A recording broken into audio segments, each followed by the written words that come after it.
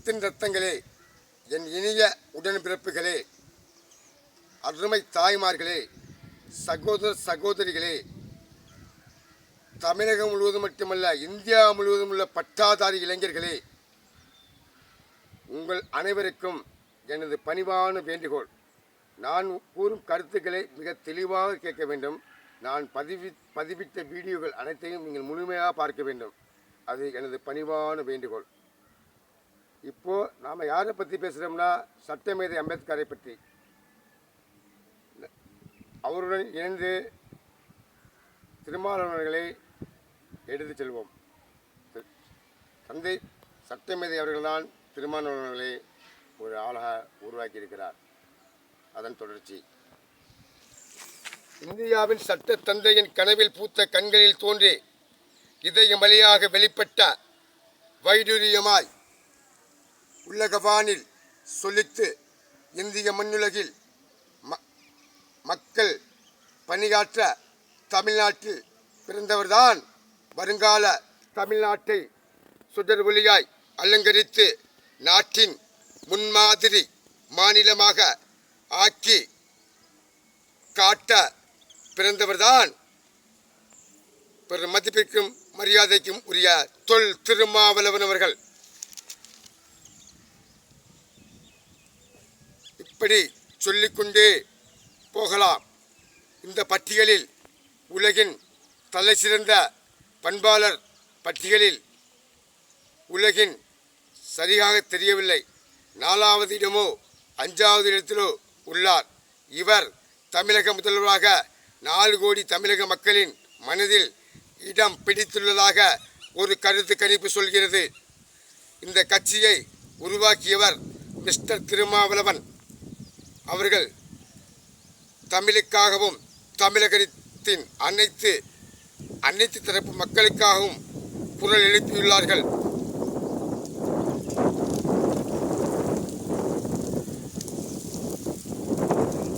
பல பொது மேடைகளில் வறுமையை ஒழிப்பதாக விளக்கமிட்டவர்கள்.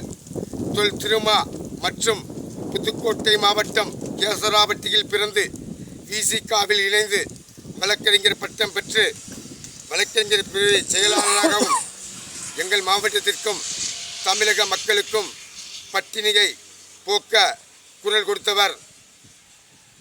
விடுதலை சிறுத்தை கட்சியின் புதுக்கோட்டை மாவட்ட செயலாளர் கரு வெள்ளைச்சாமி என்ற வெள்ளை நெஞ்சன் அவர்கள்.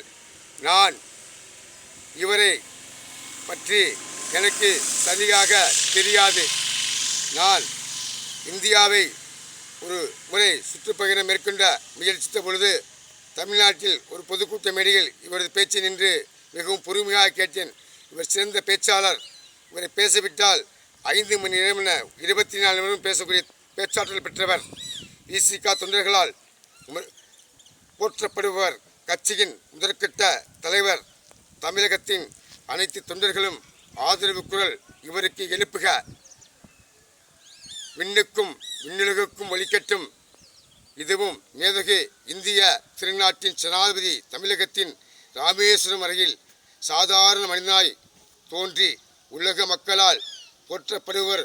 நான் கண்ட கனவுகளில் மேதகு அப்துல் கலாம் ஐயா சுட்டிக்காட்டியவர்களில் இவர்கள் இருவரும் யார் என்று கேட்டால் தொல் திருமாவளவன், கரு வெள்ளை நெஞ்சன் என்ற வெள்ளைச்சாமியும் அடங்குவர். இந்த வீடியோவை அனைத்து விசிகாவினரும் பார்க்க வேண்டும். மிக பணிவோடு கேட்டுக்கொள்கிறேன்.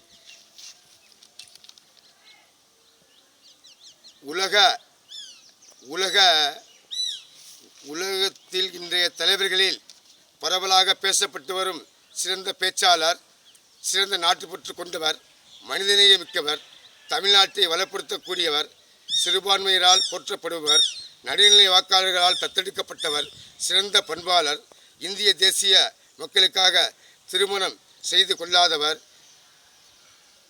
இது இவர்களின் வாழ்க்கை. இன்னும் இவர்கள் என்ன சாதனைகள் செய்தார்கள் என்பதை நமது அடுத்த பதிவில் வீடியோவில் பார்ப்போம். அனைவரும் எதற்கும் பயப்படாதீர்கள். துணிந்து நில்க, நிமிர்ந்து நில்க. திருட்டு வழியை கடைபிடிக்காதே. நாட்டின் பெயரை கெடுக்க வேண்டாம்.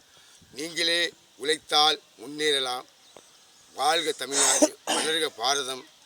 என்றென்றும் நன்றியுடன் ஒரு முன்னாள் இராணுவ வீரராக, ஒரு இராணுவ வீரரின் மகனாக உங்கள் மத்தியில் பேசுகிறேன். சிறிது தடுமாற்றம் ஏற்படுவதற்கு வருந்துகிறேன். நான் பேச்சாற்றலை விட்டு கிட்டத்தட்ட 15 வருடங்கள் ஆகிவிட்டது. அதனால் அப்பப்போ சிறிது தடுமாற்றம் ஏற்படுகிறது. அதனால் எனது வீடியோவை பார்க்காமல் இருந்துவிட வேண்டாம். கமெண்ட் பண்ணுங்கள், ஷேர் பண்ணுங்கள். இந்த வீடியோவை நீங்கள் ஒருத்தர் பார்க்குறீங்கன்னு வச்சுக்கோங்களேன், அந்த வீடியோவை லிங்க் நம்பர் அது உங்கள் ஃப்ரெண்டு யார் யார் இருக்காங்களோ 1000 பேர் இருந்தாலும் 1000 பேருக்கு அனுப்பிக்கிட்டே இருக்கணும். சங்கிலி தொடர்பாக போய்கிட்டே இருக்கணும்.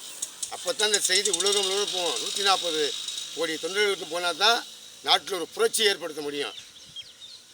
பசியை போக்க முடியும், பட்டினியை போக்க முடியும். ஏன் குறிப்பாக அந்த ஜிஎஸ்டி வரியை அடித்து விரட்ட முடியும். தனக்குத்தானே முதலாளி ஆகும் சூழ்நிலை உருகும் பொழுது நாம் ஏன் சுத்த சாப்பிடுகிற தோசைக்கு, குடிக்கிற தண்ணிக்கு, சாப்பிட்ற அரிசி பருப்பு, ஹோட்டலில் போய் உட்கார சேரு, இதுக்கெல்லாம் நாம் ஏன் வரி கட்ட வேண்டும்? இவர் யார்? அதற்கு நம்ம இதற்கு முன்னே அடக்குமுறை செய்த ஆண்டார்கள் வெள்ளைக்காரர்கள். அவர்கள் இப்படி நம்மிடம் ஒன்றும் வரி கேட்டதில்லையே. நான் அந்த காலையில் பிறந்து உணவு பிறக்கவில்லையோ தெரியாது. அப்படி எனக்கு வரலாறில் நான் கண்டதாக இல்லை. இதற்கு நம்ம வெள்ளைக்காரர்களே இருந்திருக்கலாம் மேம்பட்டது. ஆக இந்தியாவை இப்படி நமதை பின்னோக்கி அழைத்து சென்றே கொண்டிருக்கிறார்கள். இதற்கு இந்திய மக்கள் அனைத்து தலைவர்களின் புத்தகங்களை அழிப்பை சென்று படிங்கள். நீங்கள் எல்லாம் நிமிர்ந்து எதிர்த்து கேட்டால் இந்த நாட்டில் எல்லோரும் பயப்படுவார்கள். இப்போது ஒரு கூட்டம் அம்பேத்கரின் சட்டத்தை மாற்றுவதற்கு முயற்சிக்கிறது. நீங்களாம் அவர்தான் சிறந்தவர் என்று பேசாமல் இருக்கிறீர்கள். பேசாமல் இருந்தால் நாளை நம்மையே இந்த நாட்டை விட்டு வெளியேற்றி விடுவார்கள். உங்களுக்கு இந்த நாடு வேண்டுமென்றால், நீங்கள் நாட்டில் வாழ வேண்டுமென்றால், யார் தப்பு செய்தாலும் தட்டி கேளுங்கள். இந்த மண்ணில் பிறப்பவனும் ஒரு நாள் பிறக்கிறான், இந்த மண்ணில் இறப்பவனும் ஒரு நாள் இறக்கிறான். இந்த தத்துவத்தை எல்லாம் தேச தலைவர் அம்பேத்கர், முத்துராமலிங்க தேவர், வ.உ. சிதம்பரனார், கப்பலோட்டிய தமிழன், மகாத்மா காந்தி, அனைத்து தலைவர்களும் பாட லைப்ரரியை நான் படித்திருக்கிறேன். அது 54 வயது வருகிறது. அதனால் நான் எதற்கும் பயப்பட மாட்டேன். எவரை கண்டும் அஞ்ச மாட்டேன். எந்த காவல்துறையை கண்டும் அஞ்ச மாட்டேன். நான் தப்பு செய்தால் காவல்துறைக்கு பயப்படுவேன். நான் தப்பு செய்தாத பட்சத்தில் காவல்துறை எனக்குத்தான் தலை வணங்க வேண்டும். இந்த தமிழ்நாடு இந்திய காவல்துறையை பொறுத்தளவு உலகத்தில் 2வது இடத்தில் இருக்கிறது. ஸ்காட்லாந்து முதலிடம், தமிழ்நாடு 2வது இடம். அந்த அளவுக்கு தமிழக காவல்துறைக்கு நமது காவல்துறை சிறப்பாக பணியாற்றி வருகிறது. அனைத்து தமிழக காவல்துறை ஆய்வாளருக்கும் எனது வணக்கம். இது தவறாக பேசியிருந்தால் என்னை மன்னிக்கவும்.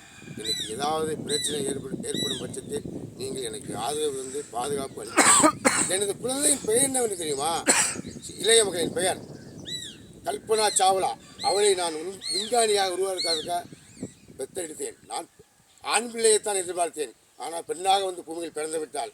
அதற்காக நான் அந்த பிள்ளையை பெண் பிள்ளை என்று கொண்டு விட முடியுமா? என் செல்லமலாக என் மனைவி நினைத்து கொண்டு அவளை விஞ்ஞானியாக்க ஊக்கப்படுத்தி கொண்டிருக்கிறேன். இது எனது வாழ்க்கை வரலாறு.